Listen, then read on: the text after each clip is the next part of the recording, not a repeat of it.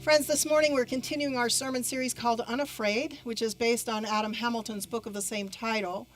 And today we actually only have two more sermons in the series. And in this one, we're looking at the ways in which we can deal with panic and extreme fear. The tale of Henny Penny, or also known as Chicken Little, is the story of a chicken who believes the sky is falling when an acorn falls from a tree and hits her smack dab on the head. What is actually an everyday natural event is blown out of proportion and becomes a complete disaster. It's a story that has been told and retold in various forms for generations. But what you might not know is that the story itself is at least 2,500 years old, maybe more. It's believed that it first appeared as a Buddhist parable called the Dadaba Jataka. Let me try that again, Dadaba Jataka. And for centuries, it has been reproduced with different titles, different characters, even different morals, and in different forms for centuries. In the original version, a rabbit, not a chicken, sees a piece of fruit, not an acorn, fall to the ground, after which the rabbit declares, "The earth is collapsing!" and a great stampede of animals ensues. Over time, instead of "the earth is collapsing," Henny Penny and Chicken Little cried out, "The sky is falling!" And wouldn't you know, that's the one that stuck. When we hear the phrase, "the sky is falling," we believe something awful is about to happen, or it already has. In fact, according to the Urban Dictionary, the phrase, "the sky is falling," is a common idiom indicating a hysterical or mistaken belief that disaster is imminent. And since disaster is imminent, that means we need to be afraid. We need to hit the panic button. We need to run for our lives because, of course, our lives as we know it will never, ever be the same. If it sounds like I'm catastrophizing, you're right. Because that's what happens when we think that the sky is falling, or we think the disaster is near. We start to worry, and then we're overtaken by fear. We don't think clearly, our judgment is impaired, and we make dreadful mistakes. Sound familiar?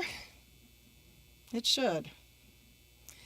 Because whether we're talking about stuff going on in our personal lives, or we're talking about politics, or the environment, or even the situation surrounding the United Methodist Church, some of us believe that the sky is falling.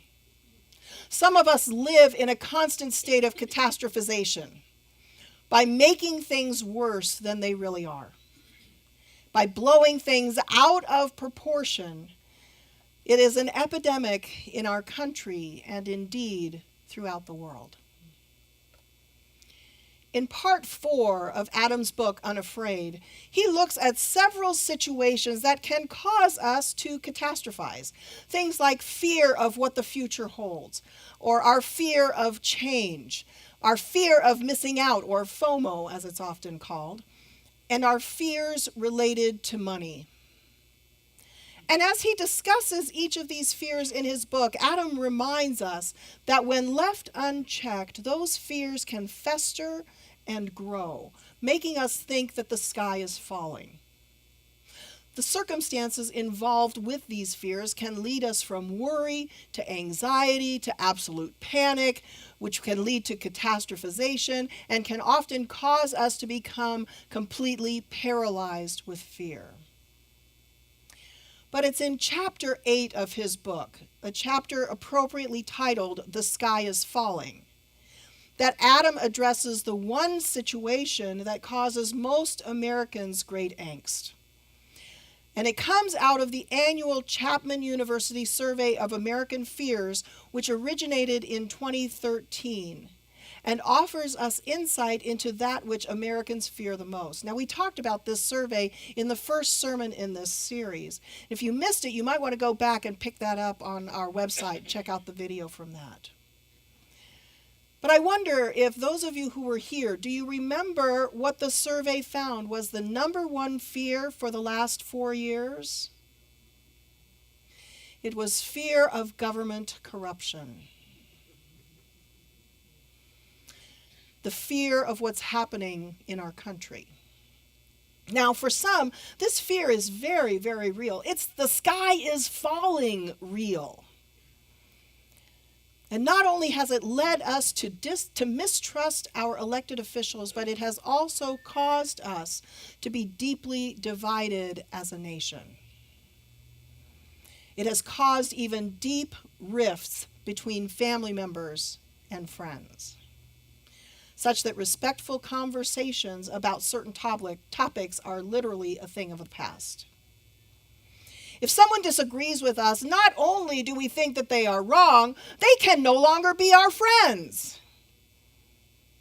Because, of course, we can't be friends with someone who doesn't think like we do, right? We can now no longer associate with those with whom we disagree. Our own catastrophizing or that of the people around us is creating divisions between us and the people we care about the most. So how then can we stop this? Or at least manage it a little bit better? Well, I think first we need to recognize and define what catastrophizing really is. According to Dr. John M. Grohol, catastrophizing is an irrational, hear that, irrational thought that a lot of us have in believing that something is far worse than it actually is. Let me say that again. Catastrophizing is an irrational thought a lot of us have in believing that something is far worse than it really is. It's one of many troubling behaviors called cognitive distortions. And it can lead us to have irrational, negative beliefs about a subject or a situation that affects us. It can make us blow things out of proportion. It can make us create mountains out of molehills. And it can cause us to jump to the worst of possible conclusions.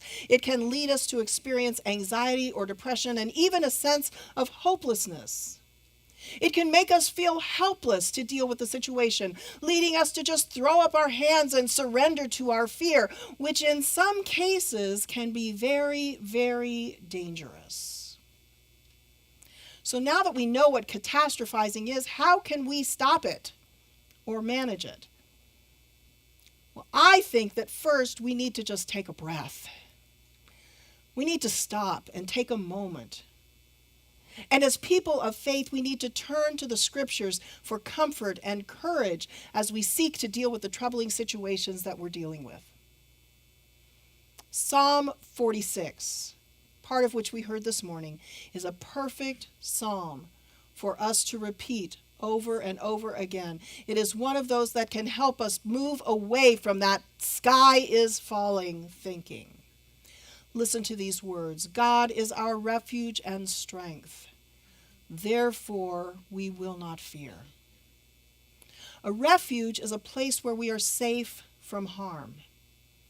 It doesn't matter what the disaster is or whether it's real or imagined. We are confident in God's strength and God's presence to see us through whatever we are going through.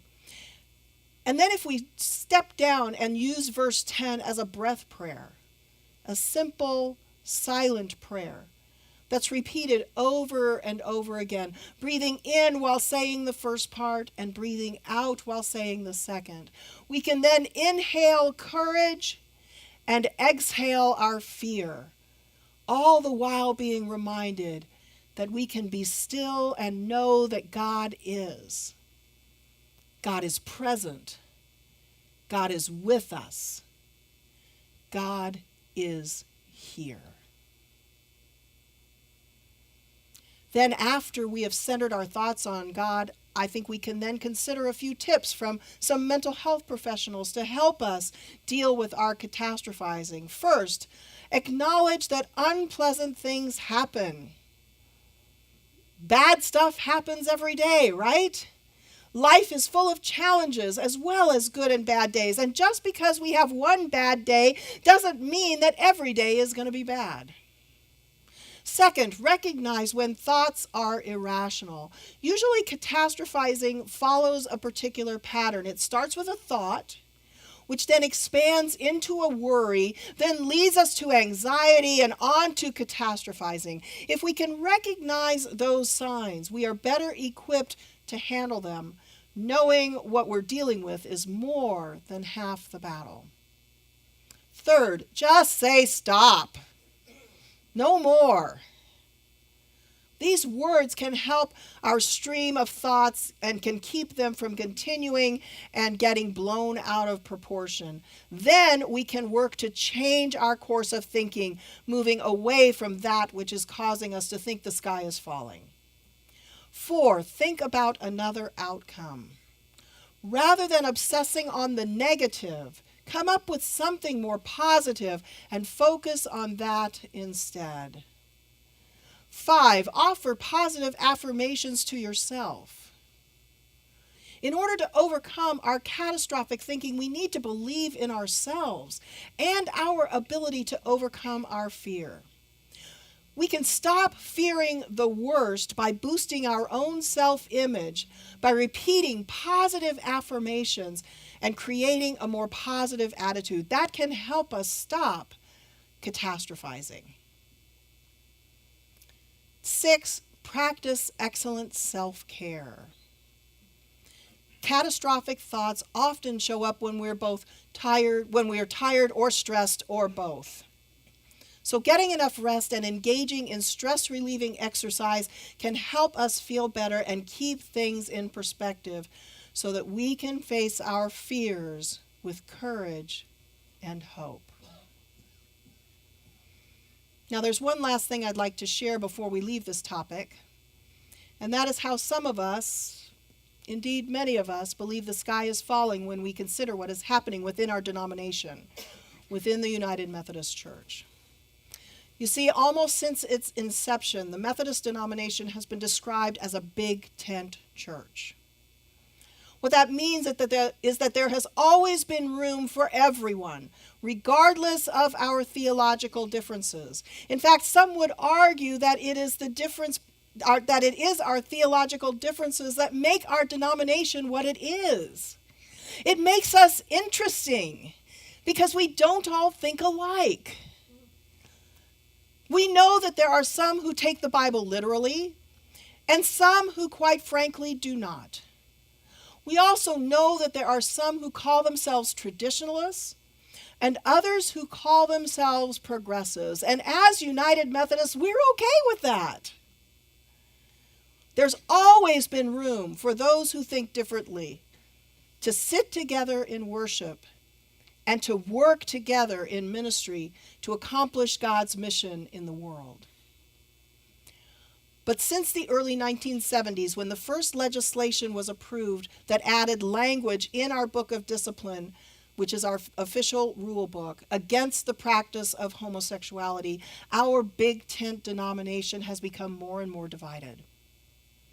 And as a denomination, we reached our "the sky is falling" moment in 2016, when the General Conference delegates begged our bishops to intervene and do something to reunite that which was divided.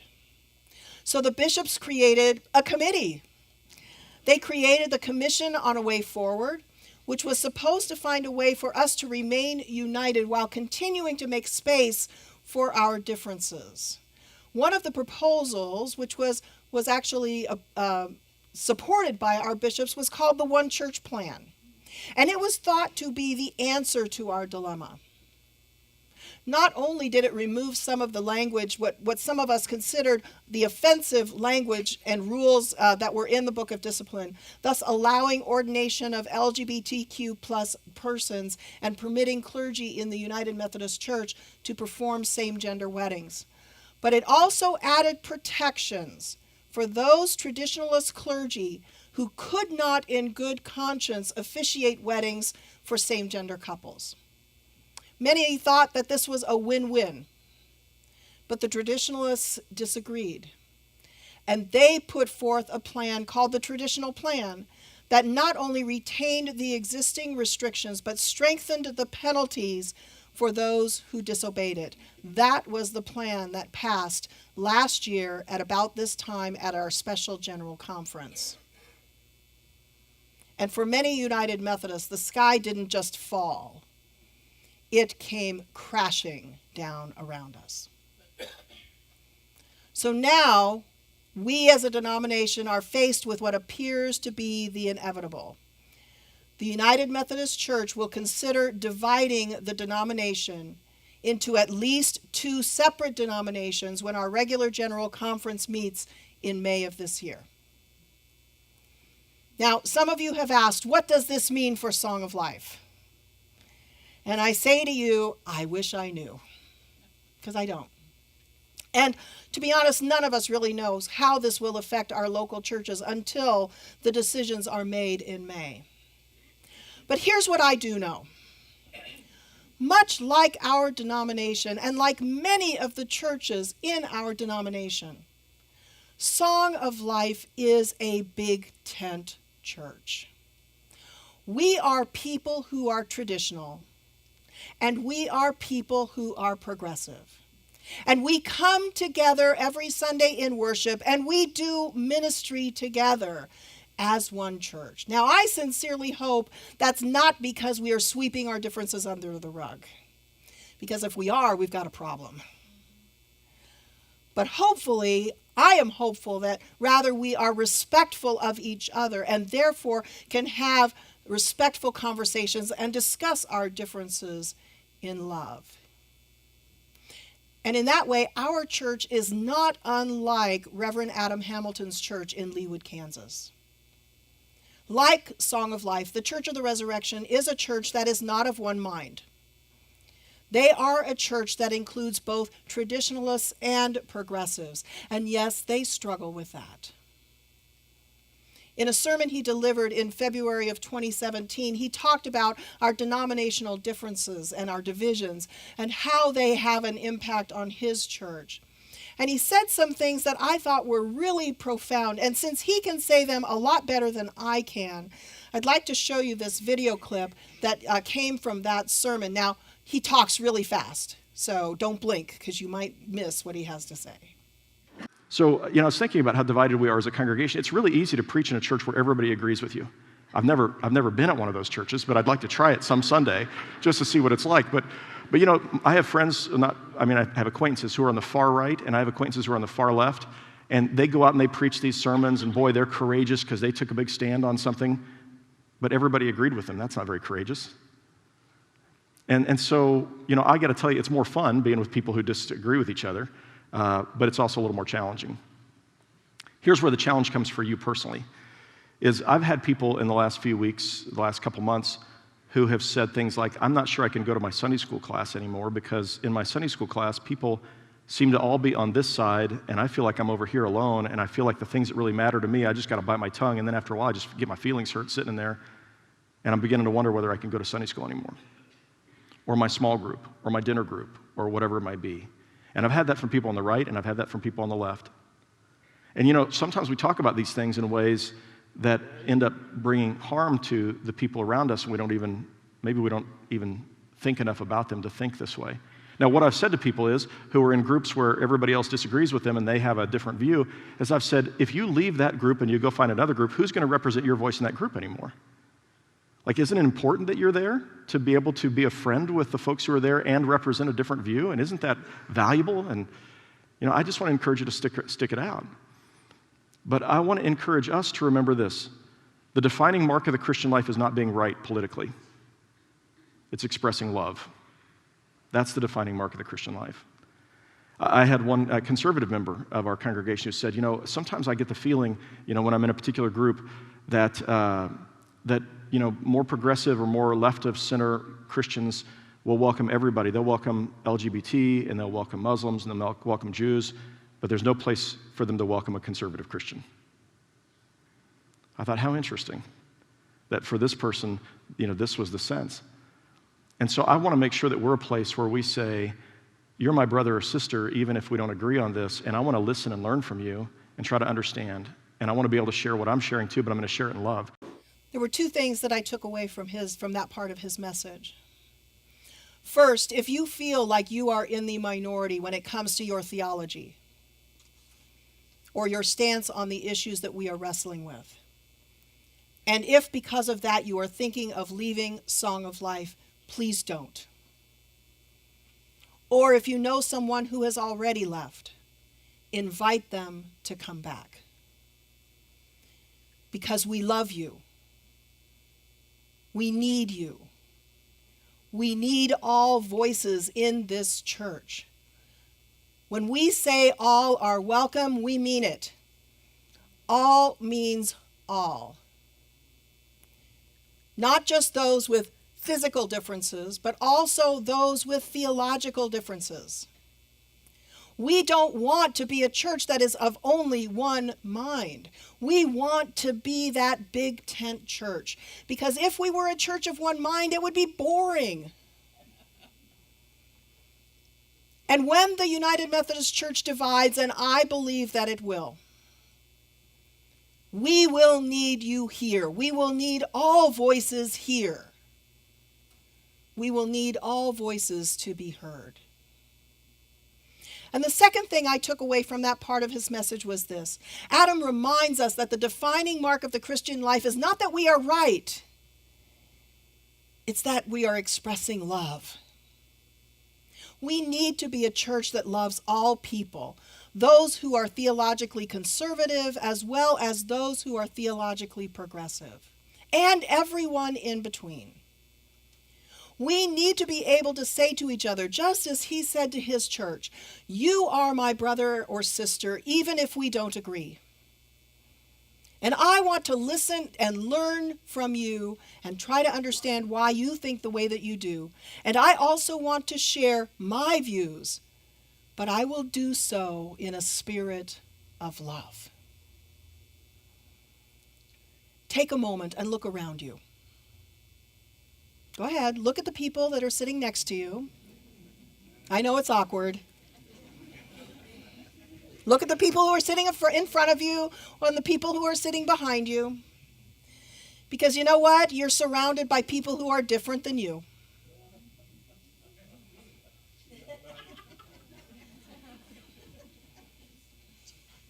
There are folks whose beliefs are different than yours. But in spite of our differences, and maybe even because of them, there is also enough love in this room for all of us. And when it feels like the sky is falling, or when it feels like our church is falling apart, let us remember this, that there is enough hope and power and love to keep the sky from falling, to chase away those feelings of gloom. And so even though we may feel like it, the sky really is not falling. Because in this room, in this very room, we all experience the love of Jesus. We all experience the love of God. It's in you, it's in me, it's in all of us. May it be so. Amen.